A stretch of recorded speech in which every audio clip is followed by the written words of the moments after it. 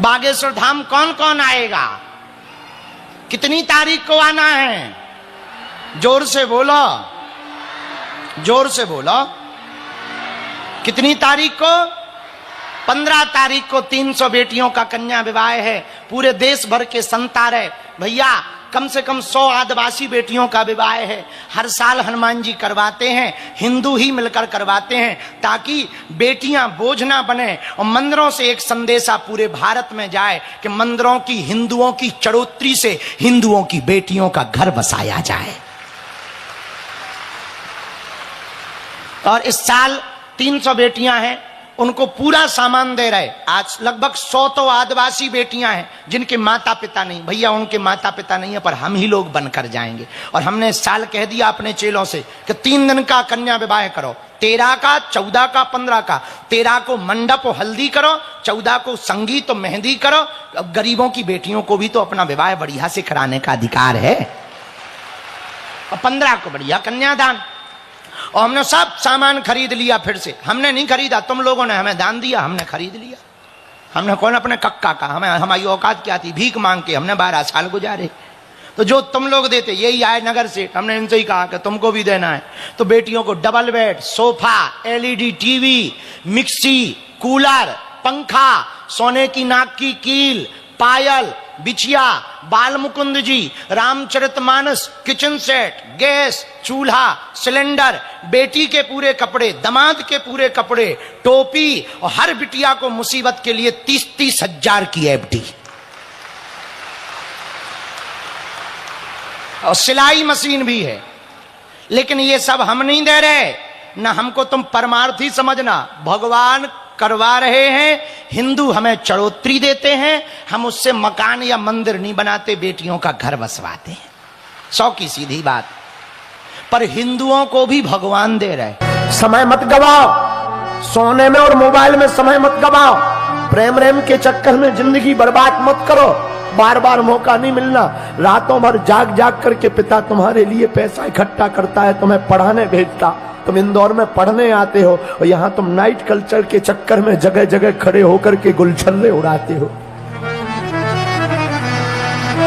हमारी प्रार्थना है, मौका बार बार नहीं मिलता है, तुम ऐसी मेहनत करो, ऐसी मेहनत करो बेटा कि तुम्हारा पिता किसी कोने में खड़ा हो जाए तो लोग सीना तान के कहें कि ये फलाने का बाप खड़ा हुआ है।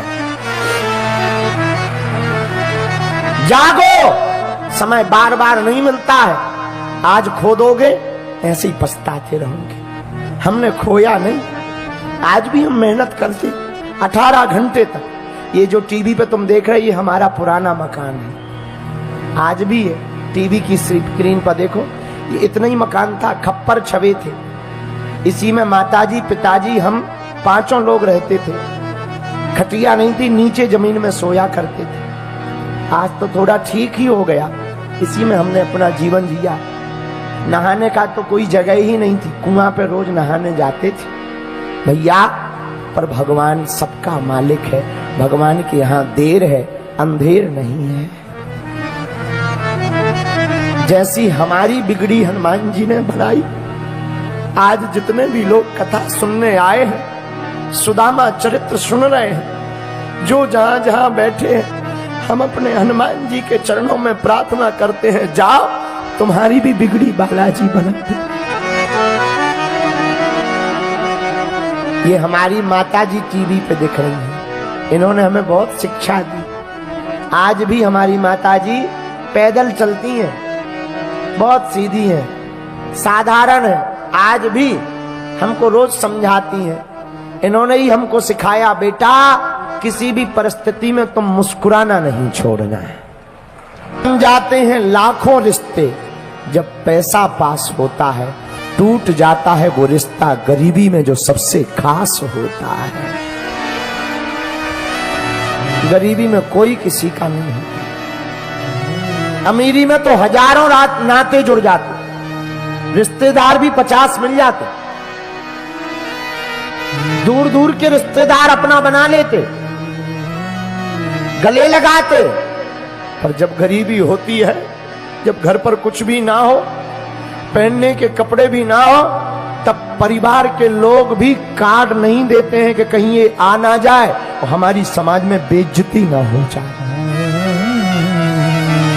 भैया लोग अमीरों के घर जाते हैं, निमंत्रण कार्ड भी अमीरों के स्वीकार होते हैं, महंगे महंगे गिफ्ट अमीरों के बेटा बेटियों को दिए जाते हैं।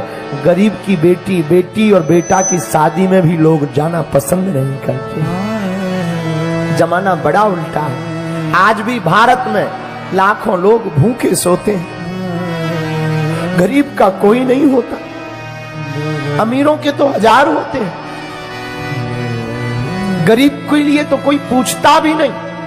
भैया आगे भी नहीं बैठाते, खड़ा भी नहीं होने देते। कोई अमीर आ जाए तो तुरंत यही सिक्योरिटी वाले, यही कोई नेता अभिनेता आ जाए, तुरंत उनको वीआईपी करके आगे बैठा देंगे, सुरक्षा कर देंगे। दीनहीन कोई दिन भर से धूप में खड़ा रहे, पैदल चलकर आए कि हम बागेश्वर धाम की कथा में जा रहे हैं, भैया उसको पंडाल में तक बैठने को नहीं मिलता है।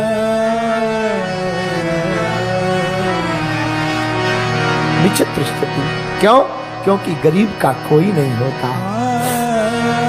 हम दुनिया की नहीं अपनी खुद की बता रहे हैं। लोग हमसे कहते, हमारे सेवादार हमसे कहते, आप इतना क्यों थकते, आप इतनी रातों भर क्यों जगते, आप सबको क्यों मिलते। अब इन्हें हम क्या बताएं।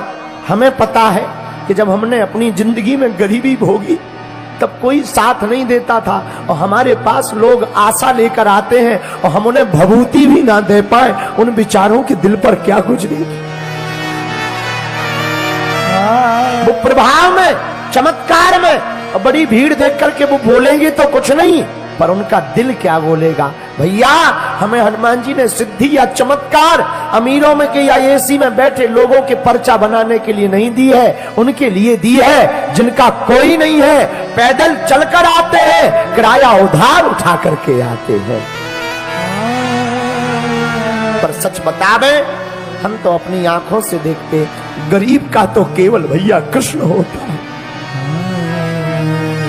अमीरों के तो बेटा बेटी को लाखों के गिफ्ट दिए जाते, गरीब की बेटी की शादी में तो लोग जाने में भी कतराते।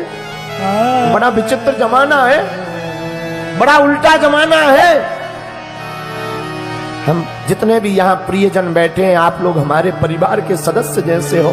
भैया हम कथा कभी भी आपको श्रोता मानकर नहीं सुनाते, हम उतने वक्ता भी नहीं है, उतना हमें ज्ञान भी नहीं है, हमारी पढ़ाई लिखाई भी उतनी नहीं है। हम तो बस जो हनुमान जी का प्रसाद है, जो हमें गुरु जी से मिला, पर आप लोगों को हम शिक्षा देने के लिए हम ये बताना चाह रहे, मेरे पागलों, दुनिया में जिसका कोई नहीं होता उसका भगवान होता है, उसका प्रत्यक्ष प्रमाण हम स्वयं हैं, कोई दूसरा नहीं, उसका प्रत्यक्ष प्रमाण हम स्वयं हैं। हमने अपनी जिंदगी में 8 और 9 वर्ष की अवस्था में खूब भोगा। 13 वर्ष की अवस्था तक गांव में हमारी माताजी हमारा चंदन लगा देती थी और धोती पहना देती थी। जिस गांव में हम रहते ना, गड़ा गांव है हमारा, अपने हाथों से वो चंदन लगा देती थी और एक थैला दे देती थी। हमारे पिताजी कुछ करते नहीं थे, जाओ गांव से कुछ मांग लाओ।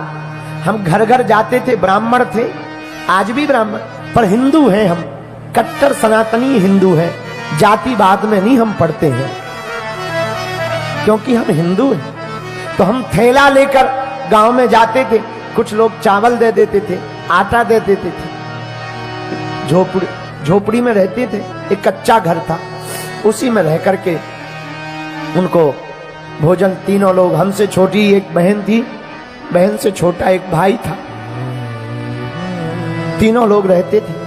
भैया उस वक्त का हमें आज भी याद है, हम भूलते नहीं है।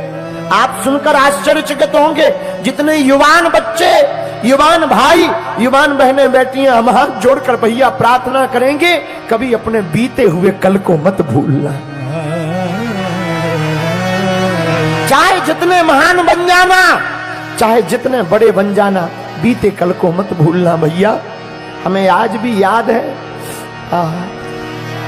जब घर पर कुछ नहीं होता था, माताजी कहती थी, बेटा तुम घर से मुस्कुराते हुए निकला करो।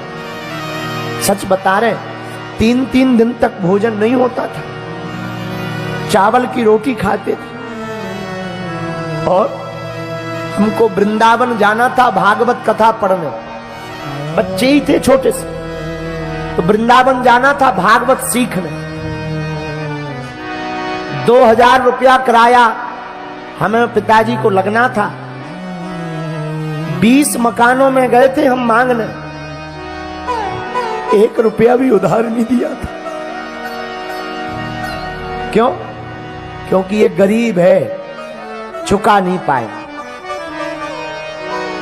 100 रुपया उधार नहीं दिए थे। 2000 तो छोड़ो, 3-4 दिन तक भूखे प्यासे जिनके पास हम मांगने जाते थे वो हमारे ही सामने रोटी खा देते थे, और हम बैठे रहते थे कि अब रोटी खा लेंगे तो सुनेंगे, शायद अब दे देंगे।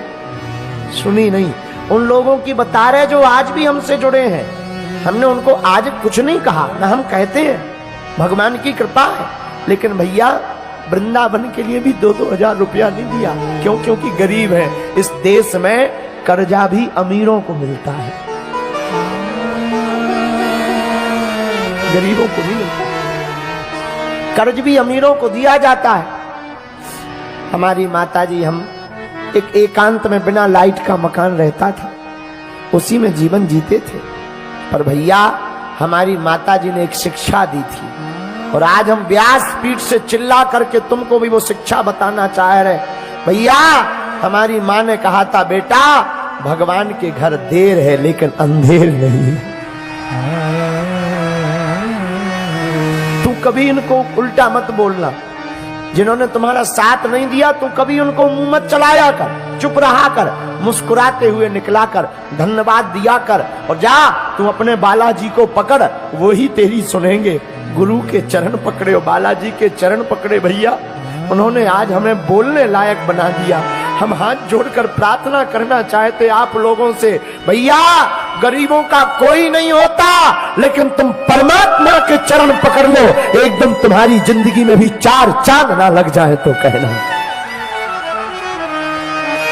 एक दिन तुम्हारा जीवन भी अद्भुत ना हो जाए तो कहना, पर उनके चरण पकड़े रहना, उन्हें छोड़ना नहीं। और जितने अमीर यहां बैठे, हमने अपनी बहन की शादी में भोगा, हमने भोजन में भोगा। भैया हमारे जीवन में जब भी 2 रुपया चढ़ता है, हम इन सेवादारों को तो नहीं लगता, लेकिन हमारे पास जब भी 2 रुपया या 50 रुपया कोई चढ़ा जाता, हम सुरक्षित रख लेते। क्यों? कम से कम एक व्यक्ति का भंडारा बागेश्वर धाम पर हो जाएगा। लोगों को लगता है हमारा हवा बना दिया, अरे बाबा तो बड़ा है, बड़ा नाम है, बड़े बड़े मुख्यमंत्री चेला हैं, बड़ी बड़ी चीजें हैं। भैया हम आज भी वही हैं, कथा से हमें दक्षिणा मिलती है, इसमें कोई संदेह नहीं। लेकिन हमने अपनी बहन के विवाह में जो ठोकर खाई थी, हम बाहर खड़े थे, छोटा सा मकान था। जब बहन की शादी हुई तो नाम लिखने वाला जो पहले दीवार पे लेखन होता था, शुभ लाभ लिखते थे, कन्या का नाम और वर का नाम लिखते थे, उसने 250 रुपया मंगाए थे।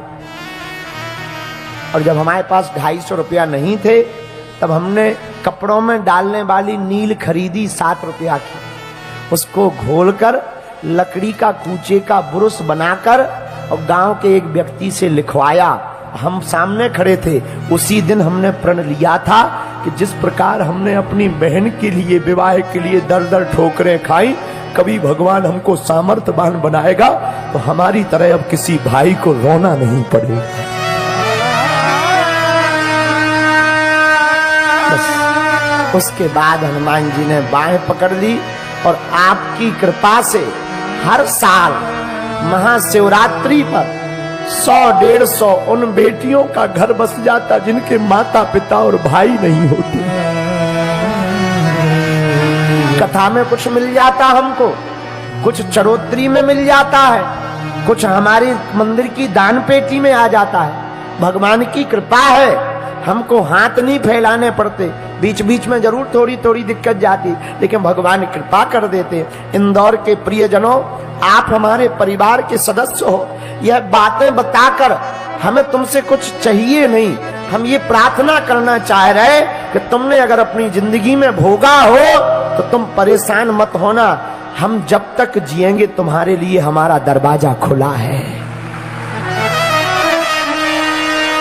और जैसी बिगड़ी हमारी बागेश्वर बालाजी ने बनाई, तुम भी उनके चरण पकड़ लेना, तुम्हारी भी वो बिगड़ी बनाएंगे, हमें भरोसा है।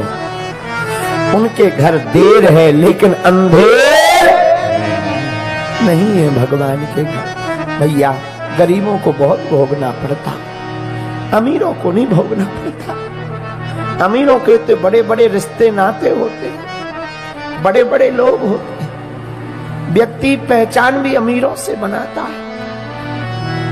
महिमा भी अमीरों की गाई जाती, गरीब मर भी जाए तो कोई पूछने वाला नहीं, और अमीर को कांटा भी लग जाए। निर्धन गिरे पहाड़ से कोई न पूछे हाल, करोड़पति को कांटा लगे तो पूछन आए लाख। बड़ा उल्टा जमाना। हम क्या कह दें भैया, पर अपने जीवन काल में जितने युवान बैठे हैं, भाई भैया बैठे हैं, हमारी बहनें विराजमान, बेटा और बेटी वो महान नहीं है जो माँ बाप के नाम से जाना जाए। बेटा और बेटी तो वो महान है जिनके नाम से माँ बाप को जाना जाए।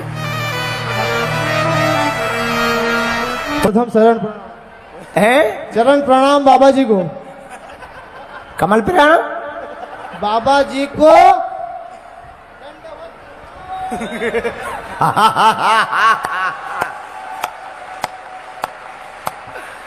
खुश रहो चेले, क्या हाल है? बस बढ़िया है, मस्त आनंद है आपकी कृपा से, राधा रानी के आशीर्वाद से, बाबा बागेश्वर भगवान की कृपा से। कहाँ से हो? गांव मालीखेड़ी, गुरान के पास है, मालीखेड़ी सांवेर के पास। हाँ, ऐसे लोग वहीं पाए जाते हैं। और मुझे गांव वाले पागल ही बोलते हैं। क्यों? तुम हो ही हो। हाँ बस तो उसमें बोलने वाली क्या बात है? कह देना इन बिगड़े दिमागों में भरे अमृत के लच्छे हैं, अरे हमें पागल ही रहने दो, ऐसे पागल ही अच्छे हैं। खुश रहो। क्या करते हो भाई साहब? खेती करता हूँ और थोड़ा बहुत कुछ साइड में कुछ बिजनेस जो थोड़ा बहुत हो जाता है वो तो दाल पानी निकालने के लिए घर के लिए करता रहता हूँ। तो ये चश्मा लगा कर क्यों आए थे? जरा लगाइए। ओ तेरी, तुम नेपाली लगते हो दूर से।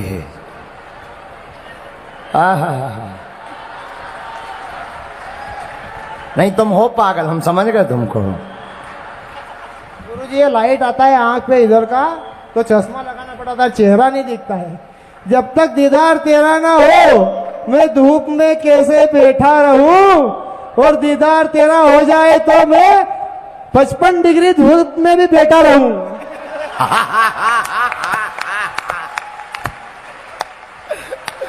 तुमने शायरी को भी बुखार में मार दिया। और बहुत प्यारे हो, बहुत प्यारे। जुग जुग जियो। लो इस बात पर इधर आओ। हाँ, अमीर तो हमारे मंच पर बहुत चढ़ गए बेटा। आ जाओ नजदीक।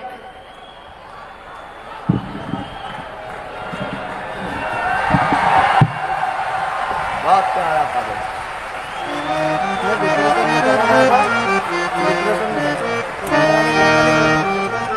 बोल लें दो, तुम धाम आओ, तुम कोई पागलपन नहीं है, हम ठीक कर देंगे। ठीक, डांस करत जाओ, जाओ भगत भय जाओ, दौड़ लगा के जाओ, तुम पागल नहीं हो। भगत जाओ, भागते जाओ, भागते डांस करते जाओ, dance dance dance dance dance dance dance.